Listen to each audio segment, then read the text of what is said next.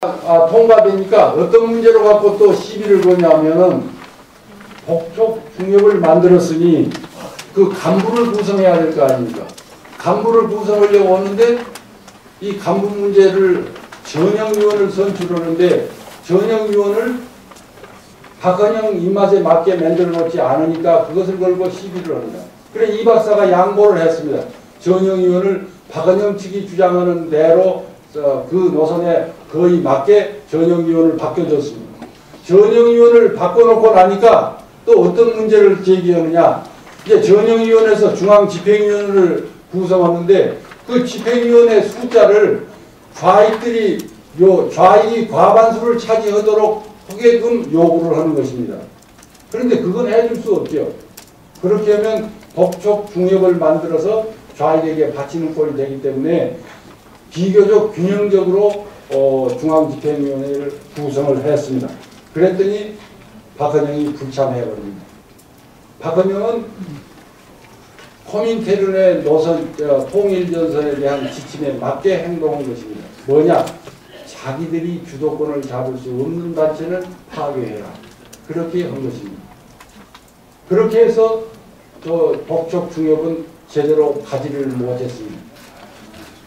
그런데 법적 중역이 이제 제대로 가지 못한 것에 대해서 완전히 실패하게 된 것에 대해서 결정적인 타격을 가한 것이 누구냐? 재밌게도 임시정부입니다. 법적 중역에서 좌익이 탈퇴를 하는 그 무렵에 임시정부가 귀환을 했습니다. 제1진이 귀환을 했습니다. 그런데 이 임시정부가 귀환을 해가지고 독촉 문제에 대해서 어떻게 말하느냐. 김구 선생 말, 독촉은 나 독촉 문제에 대해서 잘 모른다. 이승만 박사하고 다 일끔 이야기도 나눴을 뿐만 아니라 귀국하기 전에 국내 정세에 대해서 소상하게 정보를 청취하고 있었던 김구 선생이 독촉 중역? 나 그런 거 뭐인지 몰라. 이렇게 대답을 한 것입니다. 뿐만 아니라 임정의 간부들이 다 저마다 나서서 이승만 박사의 독촉 중역에 대해서 그거 임정하고 관계가 없다. 또 이승만 박사는 임정에 협조해야 되지만은 임정은 독촉 중역에 대해서 협조할 필요가 없다. 이런 독촉 중역과 선긋기를 합니다. 뿐만 아니라 어떤 일을 하는가. 임시정부에 대해서 김구 선생에 대해서 이승만 박사와 한민당이 찾아가 가지고 우리 빨리 임정이 독촉 중역에 협조하는 것은 물론이지만 그거 안 되더라도 어떤 일을 해야 하느냐. 민족을 대표한 당신들이 정부다. 그러니까 정부의 권위로서 인공 해산을 명령해라. 이렇게 요구합니다. 그랬더니 임정이 어떻게 했느냐. 인공 해산을 명령하는 것이 아니라 인공과 합작을 추진해버립니다. 그러니까 이승만 박사는 자기는 임정의 사람이다.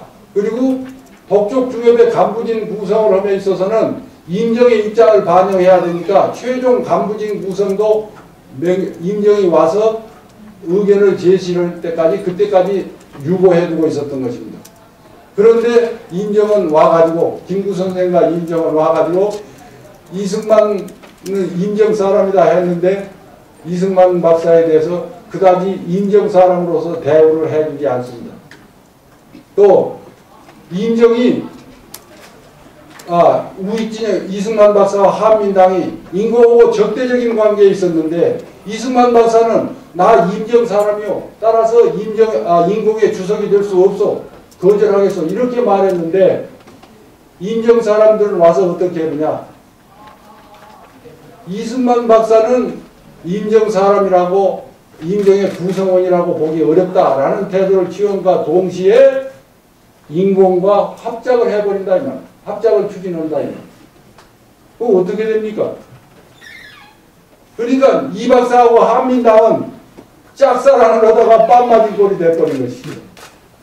그렇게 해서 결정적인 타격을 딛고 독촉 중역은 유야무야되고 이 박사는 상당 기간 심화가 끌어올라서인지 또는 감기 때문인지 적극적인 정치활동을 안 해냅니다. 그러니 이제 이 박사와 좌익과의 이제 싸움은 언제서부터 다시 또 시작되는가? 신탁정치 반대 운동에서부터 시작됩니다. 그것이 해방정부 초기의 좌우익 싸움의 제3라운드입니다. 3라운드에서 또 역시 우익 진영의 주된 선수는, 주력 선수는 이승만 박사이고 좌익 진영의 주력 선수는 박헌영입니다. 반탁투쟁 초기에는 이승만 박사가 적극적으로 나서지 못합니다. 물론 건강상의 이유도 있었지만 또 워낙 귀국 직후에 김구 선생과 이임정의 인기가 높았기 때문에 그늘에 좀 가렸습니다. 그래서 적극적으로 나서지 못했는데 반탁투쟁 초기에 적극적으로 나서지 못한 것을 두고 송건호 선생 같은 이는 또 뭐라고 해설을 하느냐. 이 박사는 원래 신탁통치에 반대한 사람이 아니다. 기회주의적인 태도를 취했다. 이렇게 해설을 하고 있습니다. 송건호 선생 정도 되는 분이 그러니까 그렇지 않은 좌익들이야 이승만 박사에 대해서 욕을 하려면 무슨 욕을 못 하겠습니다. 이제 그렇게 했는데 실은 이 박사가 귀국 직후서부터 신탁통치 문제에 대해서 아주 강하게 반대를 했습니다.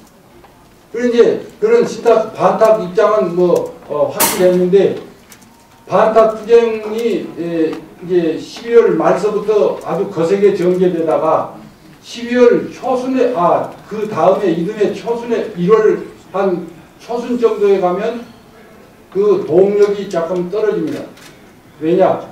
좌익이 찬탁으로 돌아선 것에 그치지 않고 이 찬탁 운동을 적극적으로 전개하기 때문에 또 동력이 떨어진 데다가 우익 진영의 참여가 적극적이지 않아서 동력이 떨어집니다.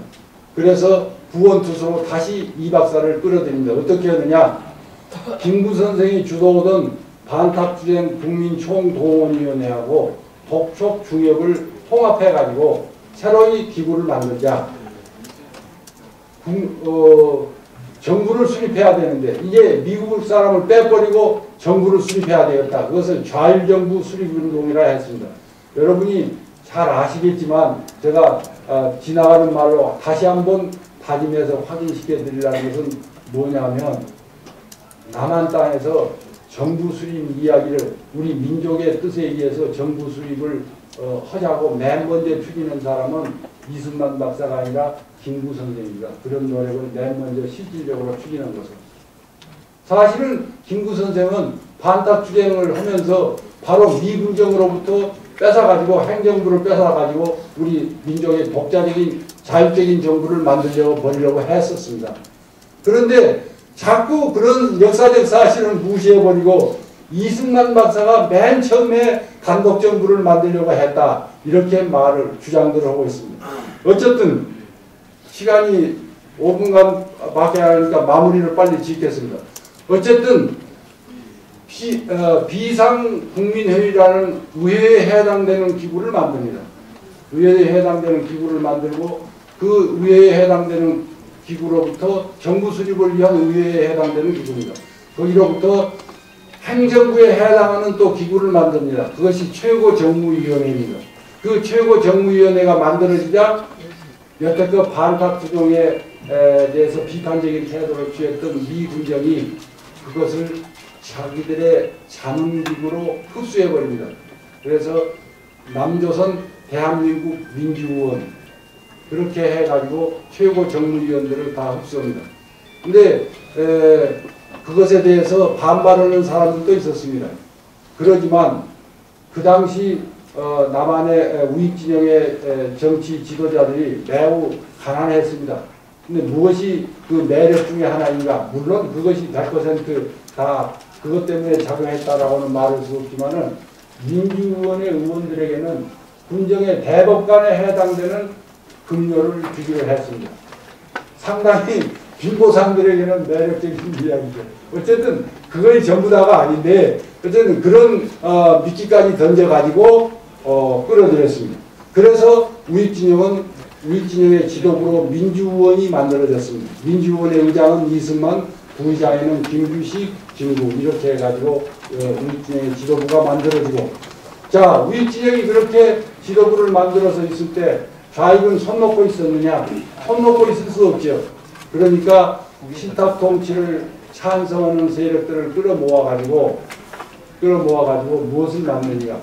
처음에는 우익도 끌어모아서 할 것처럼 하다가 다시 우익들이 참가 안 하니까 진보적 민주주의적 요소. 여기서 제가 그 부분에 대해서 말씀을 드리려는 것은 오늘날에도 대한민국에서 뭐 걸핏하면 진보 진영 인사, 민주 진영 인사 그렇게 하는데 해방 직후서부터 공산당들이 그 말을 애용을 했습니다. 그래서 진보 인사, 민주 인사들만으로 통일전선을 만들자. 그래서 그 통일전선의 명칭은 민주주의, 자기들이 민주주의자이니까, 자칭 민주주의자이니까 민주주의 민족전선으로 한다.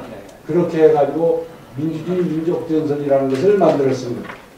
민주의원이 만들어진, 민주의원으로 최고정무위원회가 만들어져서 그것이 민주의원으로 흡수된 다음에 민주의원이 개소된 46년 2월 14일에 개소됐는데 바로 그 다음날 우익이 장군, 그러니까 좌익은 멍군 그러면서 민주주의 민족전선을 출범시킵니다. 이렇게 해서 해방정국에 있어서 좌익과 우익은 이제 싸움을 할 정면 대결을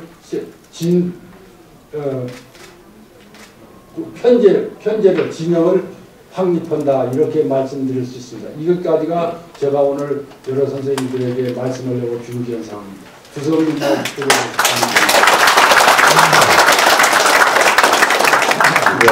네, 감사합니다. 이게 해방 직후에 우익이든 좌익이든 다 민족통일전선을 구성하려고 그랬는데 그 당시도 우익은 잘 못했고 지금도 잘 못하고 있습니다. 그러니까 오늘날의 이제 좌익 민족통일전선 기구 그가 어떤 것에 해당하는지, 그때 민전에 해당하는 게 여기서 어떤 것인지 이걸 생각해 보면은 우리가 서 있는 그 위치가 확언이 됐을 것 같습니다. 사실 굉장히 아쉬운데 오늘 행사가 길었기 때문에 오늘은 뭐 이 정도로 만족을 해주시고 다음에 이제 다음 달 행사가 또